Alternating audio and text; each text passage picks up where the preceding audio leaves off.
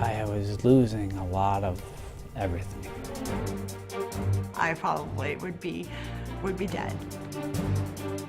There's nothing more than wanting to give back to these veterans.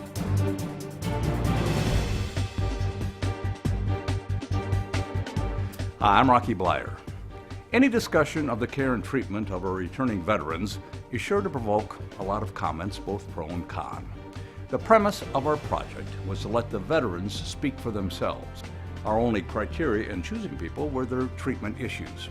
We have vets discussing PTSD, homelessness, sexual and physical abuse, substance abuse, suicide, and incarceration. We have 2 males and 1 female. We didn't tell them what to say, we merely asked them to tell us their story. What they told us will literally make you angry, sad, laugh and cry, but most of all, it'll make you think. Our first veteran, Michael, is a kid from a small town in northeastern Pennsylvania. He and his twin brother led a fairly normal, small-town life until the end of high school. That's when Mike's father told him that he couldn't afford to send them both to college, and his decision was to send his brother, not him. Mike, upset not to be the chosen one, used that as motivation when he joined the Navy a few days later. Throughout his enlistment, he had his eye on the prize, and that was to earn his own college education. When his enlistment ended, Mike had earned an ROTC scholarship to Penn State University and graduated with his degree and second lieutenant bars. In the meantime, the September 11th attack happened, and Mike found himself and his postal company on standby to deploy. Even with his military experience and ROTC training, Mike found that nothing could prepare him for entering a combat zone.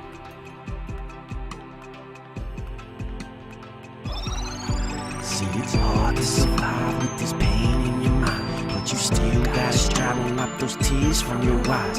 Just keep moving on, you gotta stay strong. And if you can relate, baby, just sing along. See, it's hard. We didn't fly directly into Afghanistan. We flew to Manas, which is in Kyrgyzstan. Then we hopped on 2 C-130s and we flew into Bagram Air Base. And they opened the back of the plane. Everything was dusty and soldiers running around with weapons, and off in the distance you see, these blown up buildings, you see concertina wire, you see burn piles, but then you're like, where the hell am I? What is going on? And it's a shocking sight when you first land, and that's the first thing you see. Our battalion commander got his mission. We initially did set up that postal company, got the mail moving on Bagram Air Base, everything was moving fine. But then the battalion commander came to me one day and he said, "Mike, we have a problem. We're not getting mail, ammo, medical supplies, people. Basically all the logistics within the country of Afghanistan are not getting from Bagram to our outlying forward operating bases. And I want you to fix it." The country of Afghanistan is a challenge in and of itself, in that the terrain is very difficult. So I said, we're going to have to use air assets. And I started coordinating with our aviation brigade. And within a week, I had coordinated what we call ring routes. And I started moving personnel, I started moving supplies, and I set up these logistical hubs throughout the entire northeast sector. And within about 2 or 3 months, I had eliminated a lot of logistical backlogs. And it became so successful. Colonel Mule Skinner, at the time with 10th Mountain Division, he said, "Wow, these ring routes have completely eliminated all of our backlogs up here in northeastern Afghanistan. You know, First Lieutenant Clark, I want you to go down to Kandahar and do the same thing. So that's what I did. But that's when things got worse for me. See, it's hard to survive with this pain in your mind, but you still gotta strive to wipe those tears from your eyes. Just keep moving on, you gotta stay strong. They wanted me to move down to Kandahar and kind of implement the same things down in the southern region. It proved to be a little bit more of a challenge in coordinating air assets out of Kandahar than it was coordinating air assets out of Bagram. So I decided to use a lot more ground convoys in southern Afghanistan to do a lot of my logistical moves. And it was right at the peak of Operation Mountain Fury, so you really wanted to have as much security as you could when you went out on these convoys. So, you know, I started going out on a lot of these missions because I wanted to see exactly how they were working. You know, we were getting a lot of complaints from a lot of the outlying FOBs. You know, why are they getting mail from 2 weeks ago before they get the mail from last week? You know, it just didn't make sense to me. So I attached myself to a convoy up to a outlying FOB. We decided to do take a rest, and the convoy commander decided to set security around the convoy. And he came around the convoy and he kicked out a few patrols, and he picked me as one of the patrol leaders to go through one of the outlying villages because I was a lieutenant. So he assigned me and 5 other soldiers to go out and patrol this small village. As we were going through this village, you know, there were little kids running around, you know, playing and running in the streets. But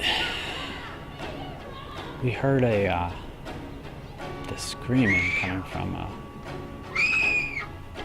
little hut. You know, it was like a out of the ordinary scream, like somebody was being hurt. So I ordered my team over to the house where the screaming was coming from, and we set up on each side of the door, and the screaming continued.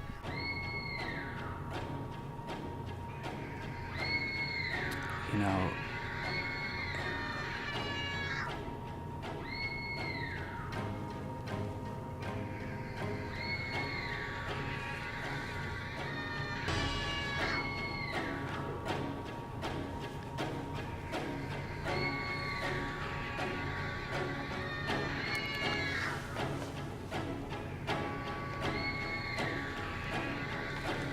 so we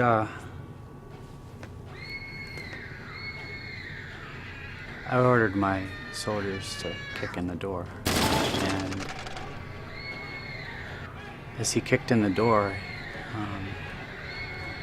as soon as he went through the door, I heard a gunshot.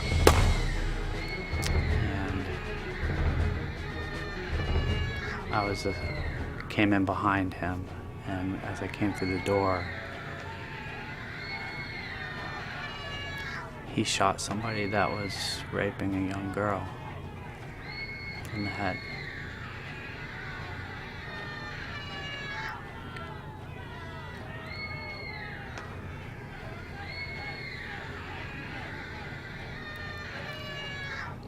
But there was somebody else in the room. And that other person was reaching for a gun. I grabbed him by the throat and I held him down in a chair. There was a lot of commotion going on in the room, and you know, this young girl was screaming, and she had this, you know, this dead insurgent laying on top of her that had been assaulting her. I just have so much going on, and I got some company commander I don't even know asking me for a sit rep, and I got a family tied up in the corner, and all this is happening in about a matter of 15 seconds. And my head is spinning because I just came through a door and there was a gunshot, and everything's kind of really loud.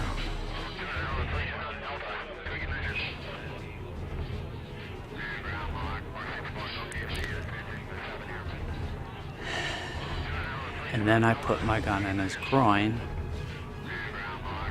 and I shot him in his femoral artery.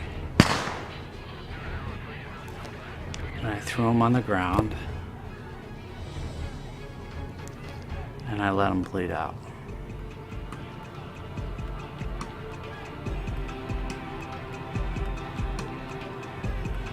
And then I turned to the radio operator and I said that we had 2 enemy insurgents that were killed.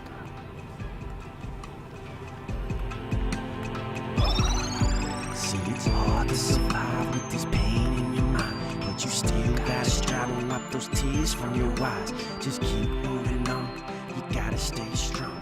And if you can relate, So for the longest time, you know, when I came home in 2006, I didn't want to talk to anybody about what I had experienced in theater. I didn't talk to my wife. I didn't talk to my family. I didn't talk to my best friends about what I had experienced in theater. It took 3 years for me to tell anyone about what I had experienced in theater, even my psychologist, about that young girl being raped that day and me killing that guy. Because I didn't want to relive that anymore. But I was living it over and over and over in my dreams every single night and every single day.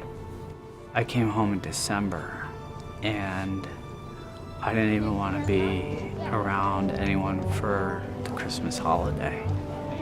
You know, we would have a Christmas dinner at the house with family and friends, and I didn't want to have anything to do with it. When it got to the point where I was getting maybe 2 hours of sleep a night, I was having severe panic attacks. I was having a hard time driving into the city of Pittsburgh without feeling like I was trapped. I was having constant fights with my wife and not feeling that we were on the same page anymore, and feeling very distant with her. And feeling that we were just not gonna make it anymore. And I just felt alone.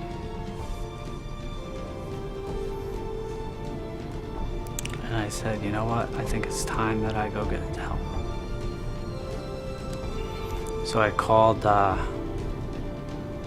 800 number on the VA's website. It said OEF Clinic.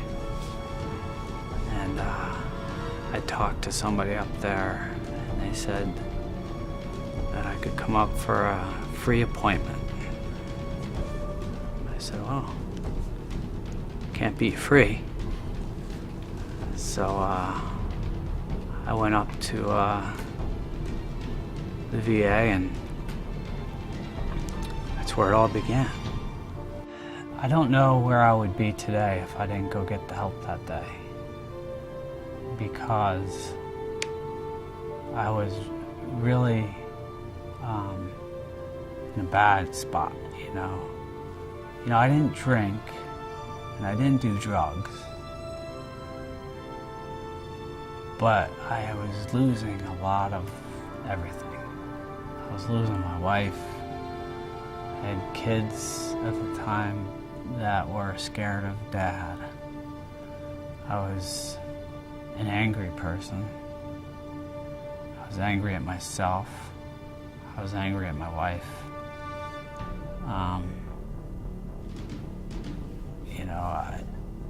I just didn't feel like I wanted to be around anymore.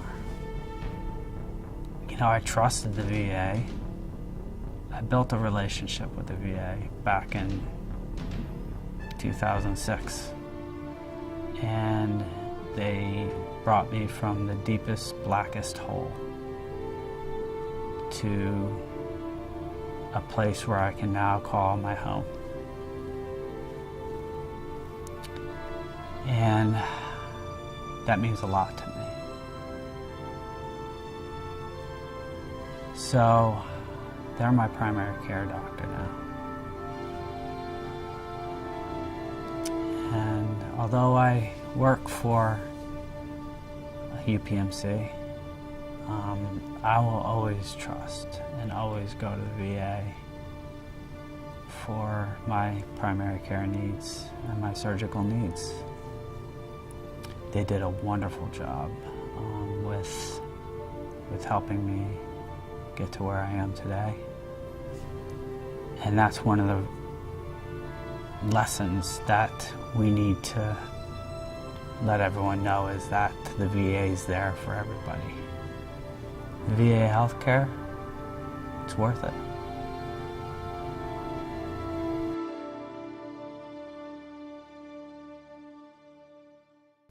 Seeing those kids on the couch with their dad makes it all worthwhile. The unnoticed victims of PTSD are always the family and friends. They don't get back the same person that left, and no one can figure out what caused the change. Veterans are reluctant to discuss their deployment because they don't trust the people that are closest to them to understand what they have just gone through. It's a tough situation, and unfortunately, not all relationships are strong enough to survive. That's why it's so important to know the signs of PTSD.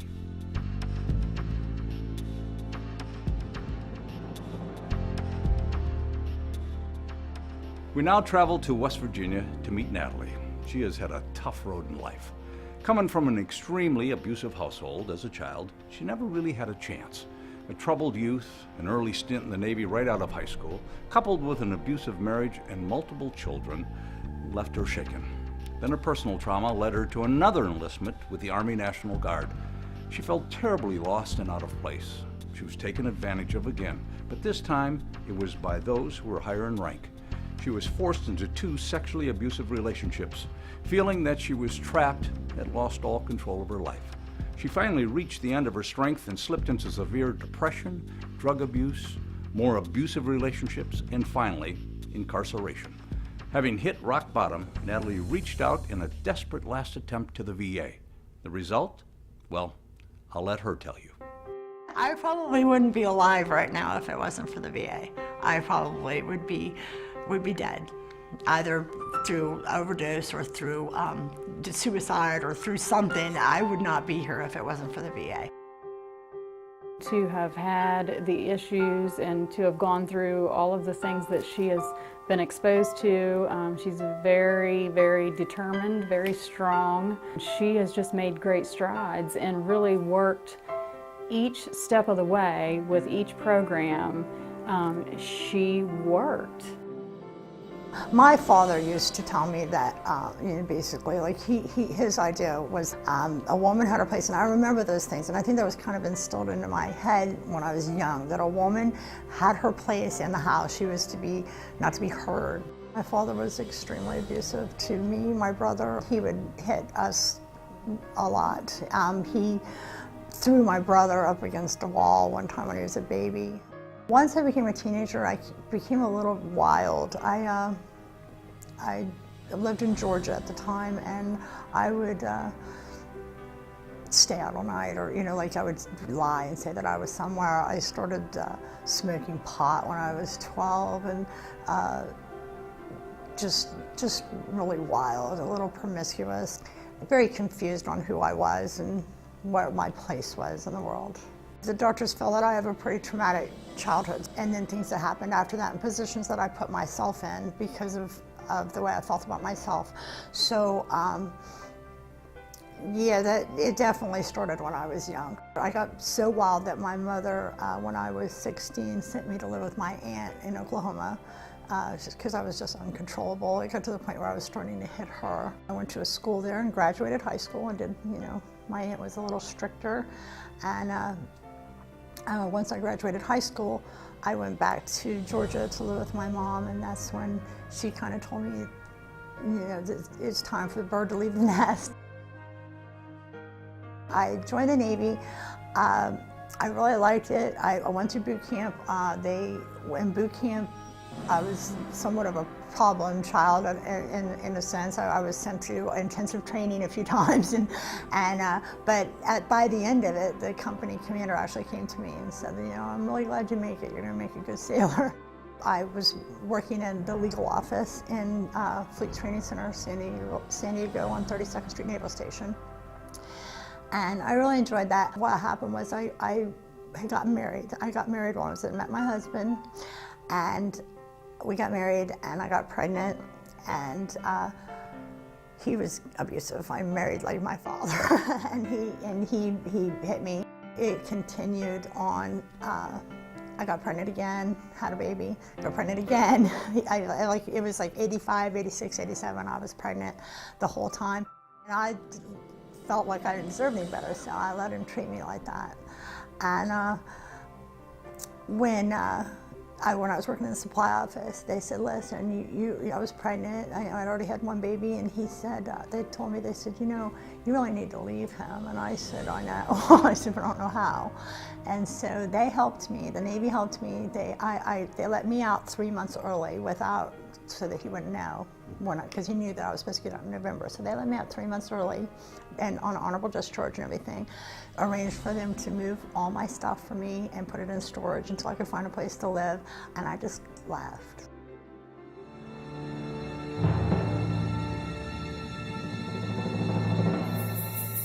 I have a neighbor who was friends with my ex-husband, and he came and knocked on my door one night. I look at the window and I see it's my neighbor, so I open the door and let him in. He ends up pointing a knife at me. He told me if I screamed or made a noise, he was going to kill my kids if they woke up. So I let him do all this stuff with me and kept my mouth shut.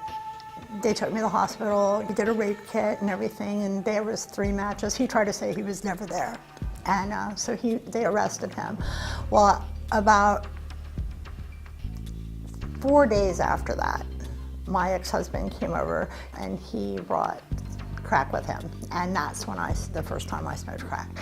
It just made everything go away. I had no emotion, and I liked that. By the time the guy went to court, because it took like 2 years for it to go to court, by that time, I'd lost my job, I wasn't doing really well, and he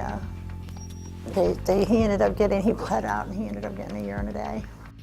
I was doing okay. I met this girl that I became really good friends with named Linda, and she wanted to join the Army, be an MP. So of course she came to me because I'd been in the military, and she was like, well, will you just come to the recruiter with me? And I'm like, sure, I'll go to the recruiter with you. So we went to the Army National Guard recruiter, and we're there and we're talking to him, and he starts trying to recruit me, and I said, oh no, I already did my time, I'm good, He's like, no, he says, you can keep your rank and everything. And I was like, really?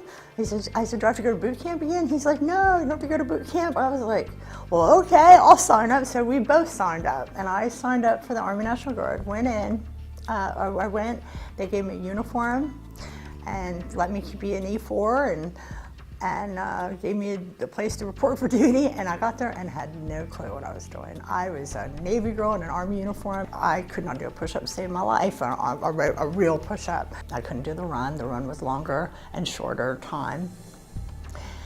And basically the first sergeant and the commanding officer, they made a deal with me. They said, well, you know, we can help you out, you help us, we help you. And so I started having sex with both of them. And I was a horrible soldier, and I knew that, and I just felt really bad about myself. And then the fact that that I was having sexual relations with these two people that I really had no business, you know, but they were helping me. Every time a PT test came, they made sure I was someplace else, that I had something else to do. And I don't know if they just, honestly, I don't know if they just passed me through it on paper or whatever, but I know I never took one, never went to a firing range, never shot an M16, never did anything as a person that is in the Army does. I never did any of that. I just broke down, and I ended up flipping out. I ended up in Fort McClellan in the mental ward. It was just a really bad situation, and I've really never been the same since then. I met a man, and I had gotten pregnant, and he was a married man, and he had left his wife for me. I don't know, I started doing drugs again, and I was pregnant, and it was really bad, and I ended up doing some coke again, and so I kind of struggled off and on with that. And when the baby was born, he left, and so then I was devastated because he left me, and I felt abandoned.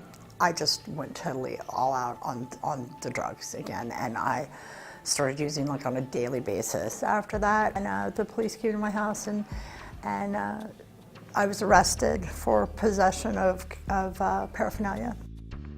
I got married again, was to a guy that was in a band, and I was doing really good, and he was a recovering alcoholic. Whereas I thought, well, his drug is different than my drug, so you know, we should be okay for each other because we both know we need to stay away from stuff. Well, he started drinking again. Well, I started getting mad, saying, well, if you're gonna drink, I'm gonna go do my thing. And I ended up doing that, which I sabotaged myself because once I started, I couldn't stop. When he left, my life just went to hell after that. I mean, I started hustling to go get people drugs, and then they would give me part of it, and then it got to the point where I would hold people's stuff and try to sell it for them, and that would support my habit. And I got raided by the federal task force. So I went to court, and I was sentenced to 70 months, and CPS came in, and they took my son, but they gave him to my daughter. I actually handled prison better than probably most people would because of my military background. A lot of it is just rules and kind of like boot camp. And I just basically, everybody kept saying, do the time, don't let the time do you. So I kind of made it my world. For the first year, I was very angry, and I was blaming everybody else. And then after about a year, after listening to people and talking to people, I started taking responsibility for what I had done, and I started going to church and joined the choir, and I started getting involved in the program, in the stuff that they had there, you know, recreational activities and stuff like that. I learned from them that you just have faith, and you learn what you're doing, learn how to just deal with things and just make the best of what you have, and that's what I started doing, and I became actually freer in prison than I was in civilian world. And when I got out, I just totally went to the VA. I said, listen, help me. I can't live. I don't know what to do. Now I'm homeless. I have nowhere to go. I have no prospects of employment. I don't know what to do. And so when I got to the halfway house here in Clarksburg, I came to the VA. Natalie was released from incarceration and went into the halfway house, the Bantam House, which is a local program. Rich worked with her, our VJO rep worked with her to get her involved with our homeless program and begin to wrap those services around her so that she could re-enter the community, begin her education, start therapy and treatment, and just basically begin all those services to rebuild her life. I had hit the wall, and I'd had enough of all my life and everything that had happened and all the things that the choices that I'd made, and I came to the VA and I called Malia Correa, and I said, listen, I need help. And Rich Jones, who is the Justice Outreach, and Malia Correa came to the halfway house where I was at, And they sat me down and we had a long talk and they said, well, we can help you. Natalie was consulted to the program, and being that she met the criteria for the supported employment program, which is severe mental illness, I went ahead and I met with her and did the intake, and that's how we began our relationship. You understand where their perspective, meet them where they are, what is happening with them legally, what has been done thus far, and then meet with each of the folks who are professionals who are involved in that person's situation, you know, their PO, their attorney, and make a decision about where to intervene and when to intervene, and basically come up with a plan, a treatment plan. You live here at the VA and you're on a schedule, and you go through groups all day long. They take you to meetings at night, and it was hard, but I did really well in it, and I learned a lot about myself. They helped me with developing boundaries and confidence and self-esteem and stuff like that, and just recovery. They put me to work in the CWT program. I worked here at the VA in the library with Mary McLeod. She became my mentor and just the person that I looked up to. She helped me anytime that I started feeling like I wasn't going to make it. She would bring me into her office and said, "Oh yes, you are." And she's still to this day. I just love her. I love her to death. She's a very strong woman and somebody who I would like to be like. And she's just amazing. Everybody at the VA is amazing. They care so much about me, and I was to the point where I felt like nobody could care about me, and they just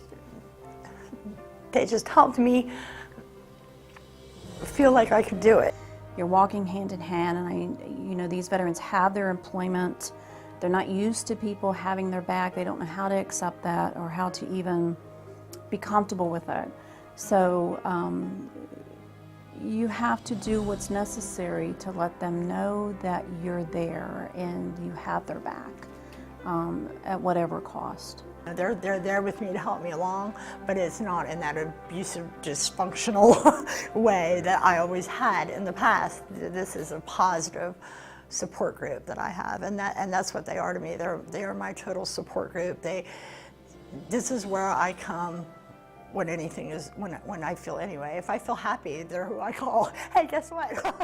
If I feel sad or depressed, this is where I come and I say, this is how I'm feeling. And there's always somebody here to talk to me or to give me advice or just to listen. And that's what they do. They listen. That was my role, was to provide her with the support that she needed to let her know she has this safety net, if you will, that somebody cares and will walk hand in hand with her out in the community for pretty much anything. I mean, daily needs, anything that arose at employment that was confusing to her or frustrating to her, we would talk it out. We would meet for lunches, we would meet after work, we would meet at the VA or in the community, whatever was best for her. It's actually about taking a different structured road and maintaining that so that they continue to be, get back on track and be contributing members of society. And we have several veterans, just to add on to that, including Natalie, who not only complete all of the tasks that are asked of them, but also take it to that 12th step, as we talk about in recovery, and give back. So they're mentoring other veterans who are recently released from prison or who have just finished the inpatient treatment program. We are basically connecting them with these veterans that have been so successful, and that actually helps their recovery and the recovery and success of the other veteran. And Natalie certainly has been involved in that as well. She basically did very well with her probation and meeting the requirements for her probation. The VJO, the treatment team, everyone involved continued to work with her, update the probation officer. provide her with housing opportunities and options. She got her own apartment, a nice apartment, just the right size for her. She was thrilled about that. I was able to help her move some things in and just be a part of something that special, you know, that she was back to having her own place and she could have her dogs, which she loves. So, and just the fact that she's enrolled in schooling, and just from physical appearance to her emotional state, and just kind of where she is right now, it's just night and day compared to when we first started working with her. I really am happy. I'm very content. It's life, you know, I have little obstacles along the way, but with the VA's help, I get through them. And I work through it, and I work through it in a healthy way. I don't try to block it out or cover it up or wait for it to go away. I deal with it. My role was to make her realize that there is somebody that she can trust, somebody that's going to have her back and be non-judgmental towards her and accept her for who she is. And it is definitely worth it to me. Wow, what a story. First of all, I want to thank Natalie for sharing that with us. That in itself gives you an indication of how far this woman has come on her road to recovery. Her prognosis? Well, addiction is very challenging, and the chances of slipping are very real. But as you heard, Malia, Angela, and the entire VA have committed to the long haul with Natalie. This isn't an 8-week stint at rehab. This is a lifelong commitment to make sure that all the Natalies out there are provided with whatever they need to sustain and maintain a healthy lifestyle.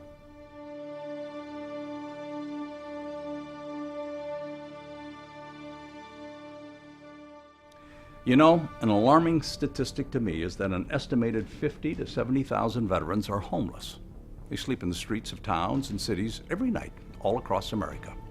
They are ravished by the elements. They are beaten, robbed, and killed. They suffer with little or no food, unable or unwilling to break the cycle of alcoholism and drug addiction, which all too frequently accompanies this way of life. Although we can never be certain of their true numbers, we can be certain that this is not acceptable. As with everything in life, things will not change until there is action taken. This is where our next veteran, Ron, comes in.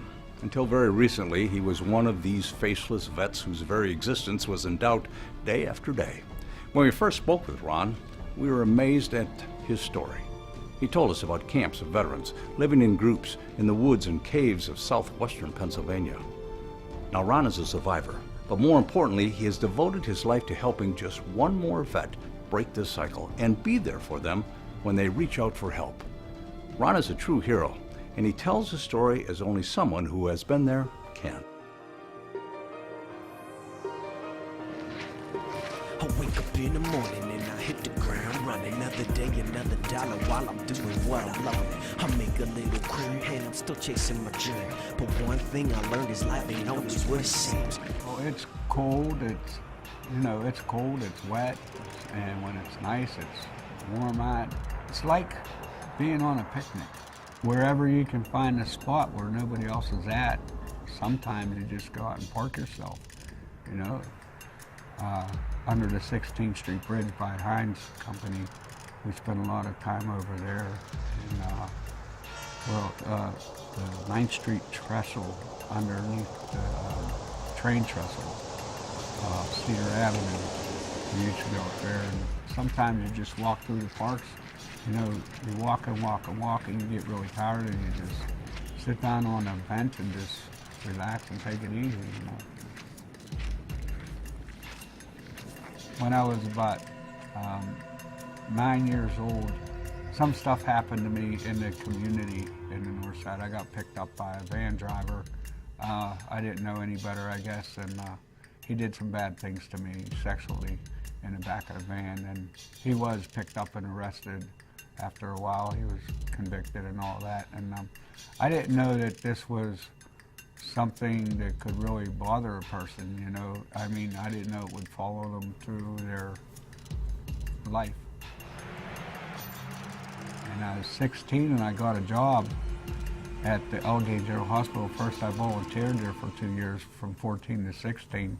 I was offered a job on the payroll, and when they gave me the job, I was making a lot of money. I was making more money than a regular high school student was. At that time, it was minimum wage was $2.10 an hour, and I was making $4.40 an hour because they considered me a nurse aide because I was a prep orderly for the hospital. I picked up a career in drinking because I had so much money I didn't know what to do with it. And you know, I'd go on the city steps in the neighborhood, and that's how I got my friends, because I had money and I was able to party with my friends. But when I didn't have any money, I didn't know nobody knew me. My mother come up to me one day when I wasn't paying my rent, and she told me, she said, you know what? She packed up my things and gave them to me and said, hit the road, Jack. And basically from the time I was maybe 16 until,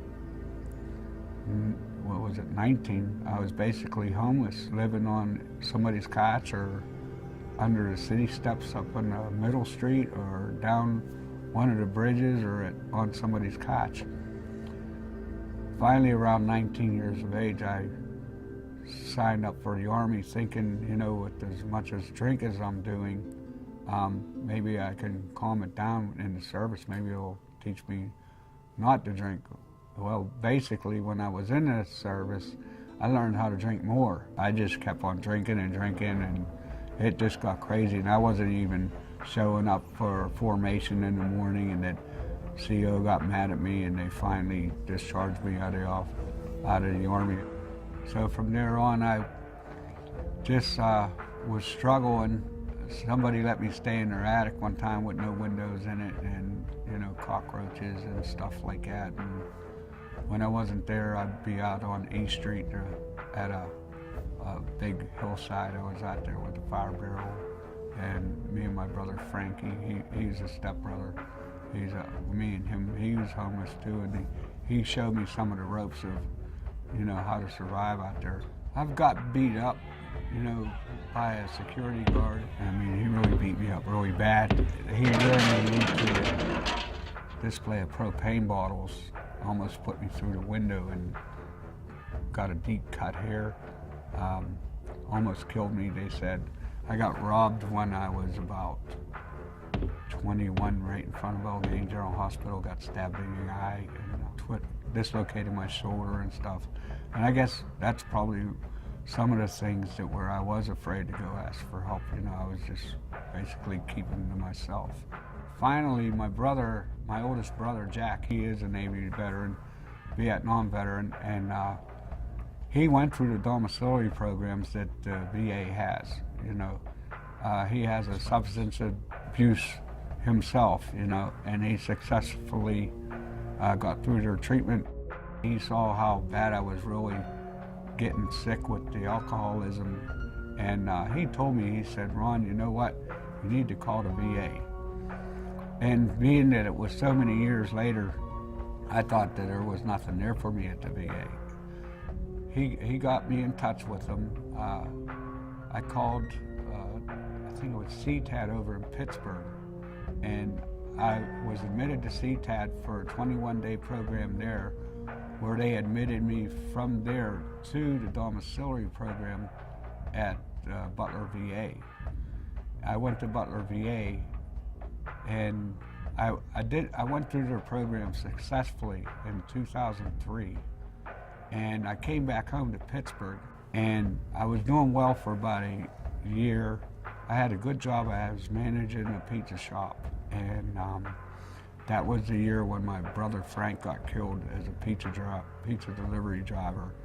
And not long after that, my mother had passed, and then my job burnt down from a person that lived upstairs was smoking crack. I guess he dropped his pipe into the chair, and it just burned the whole building down. And so many things in that little bit of time. I guess the tools that I learned from the VA, I didn't take them home and use them. And so I was carrying on there for about another year. And then one day in April of 2007, I just asked the police to 302 me to see if I can get help again. And they took me to Allegheny General Hospital to detox. And while I was there, I talked to this really nice doctor. I can't remember his name, and he told me, he said, "Ron, are you a veteran?" I said, "Yes, sir, I am." And he said, "Would you like some help?" I said, "I would, I really would, you know, because I'm tired, I'm sick, and I don't want to do this again anymore." And I told him, "But I think I wore out my welcome with the VA because I've been through their program, and I don't think they'll take me back." And he told me, he said, "Let me ask you, do you want to try it?" And I said, "Sure." So he actually got on the phone, called the VA, and the VA said, "Yes, we'll take him back." I did go to the VA the second time to the domiciliary program, and what the domiciliary is, it's a place where the veteran goes, they get one-on-one case management with these veterans. They get 3 hots and a cot, and they have their freedom while they're there, but they do have classes to go to. They show you your triggers. They show you how to work around your triggers. They show you how to budget money for when you do go back out in the community, you know, and they show you how to change. And this time, I took those tools and I put them to work. I went from their domiciliary treatment program, transitioned into the Shawn Place, which is in partnership with the Housing Authority. And what it is transitional housing that you can stay there for up to 2 years and still have a program to work for yourself. And you know, it was like a controlled environment. It was a safe environment. They let you go to work. They had a curfew, like you had to be in at 11 o'clock at night. And I stayed there for 9 months, working right across the street at Target from the Shawn Place, from the VA property. And I was offered a better job at the Marriott in Cranberry. So I went there, and I was making good money. So I figured, okay, it's time for me to go. Now, I don't really think I need any more of this treatment. So I moved into the community. And when I moved into the community, 2 months later, they told me I was going to have a career there at the hotel. And what happened was, it was right at Christmas time where they laid all of us off. And I said, holy crap, I said, I'm going to lose my house again. I'm going to be homeless again. Well, I went up to the VA, and I explained it to Dan one day. I just walked in his office. I said, "Dan, guess what? I'm going to be homeless again." He said, "Why?" I said, "Well, the Marriott's laying me off. I don't have any money to pay my rent. I'm just going to be out on the road again." And he said, "No, you don't." He says, "I got a place that'll put you today." So I went to the Meckling Shakely Veterans Center, stayed there for 9 months, and they offered me a HUD vest. And it's a partnership between the VA and the Housing Authority. And I successfully was able to move into my own place again. And I always had a job. I went up to Boscov's up in Clearview Mall out in Butler. I was able to get an interview with the cleaning company that cleaned Boscov's. And I worked there for a while. Just for the heck of it, I stopped at Freedman's Supermarket, put an application in there. They hired me right on the spot. Then I applied for a position up at the Butler VA. You know, I've known Ron for a lot of years. One thing about Ron, and we always found out, that he always worked. It might be a small, whatever job it was, but he always worked. So he had a work ethic, and we saw that. But as things created with the programs and everything grew, we thought we needed somebody peer support. We needed a homeless peer support who can be on that same level, who knew about this stuff firsthand. And so that's where, you know, we saw Ron walking down the hall one day and say, "Hey, Ron, you want a job?" And he's like, yeah, you just thought we were kidding, but no, I mean, it worked out. We just had this position coming open, and I can tell you, the guy is invaluable. Man, for all the chances I have had, you know, and all the failures I have made for myself, And now the VA, as much as they put into me, and there's nothing more than wanting to give back to these veterans, you know. I think I owe it to the veterans. I think I owe it to the VA for what they've done for me. And I'll tell you the truth, I wouldn't trade my job in for any other job. I love my job.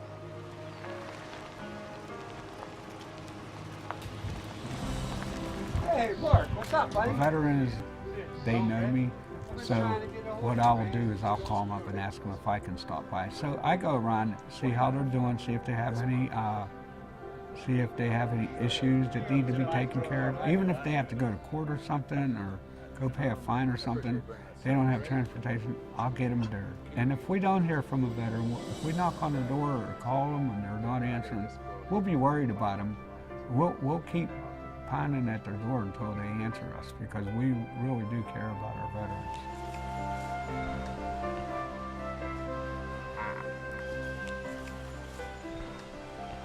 Right now we're at a place called Robin's Nest. It's an unseen rural community where homeless people live, and we was hoping to find some homeless veterans here to see if we could reach out and offer some services to them.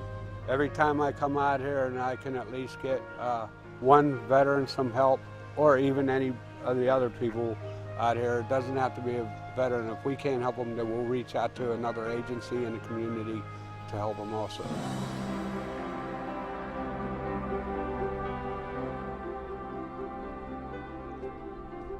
There's a place out there called Patch's Place. She knows pretty much about that area out there, and she's like a director, which also helps homeless people.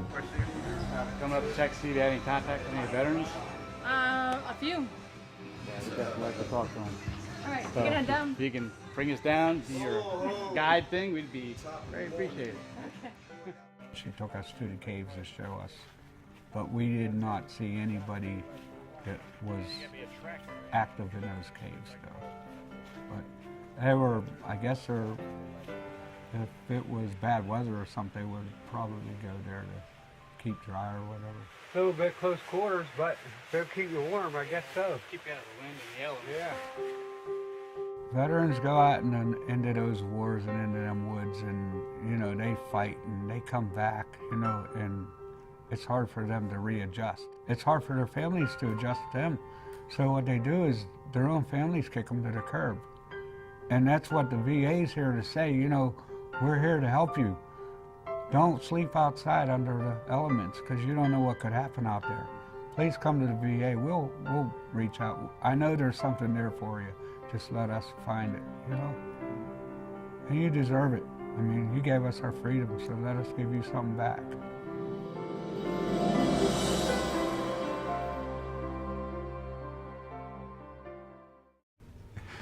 This world needs more people like Ronnie.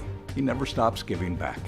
He has devoted himself to becoming a walking encyclopedia of services that can help our homeless vets with all of the problems that result from their lifestyle.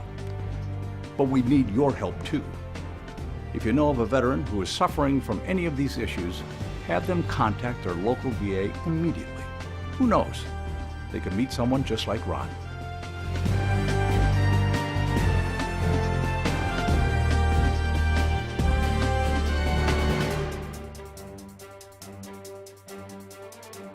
Thanks for watching. We need to keep this conversation going. We've heard from these veterans, and we need to hear from a lot more. We know the questions. Let's work on the answers. I'm Rocky Bleier. Vietnam was my war. To all of our servicemen and women from all of our wars, welcome home.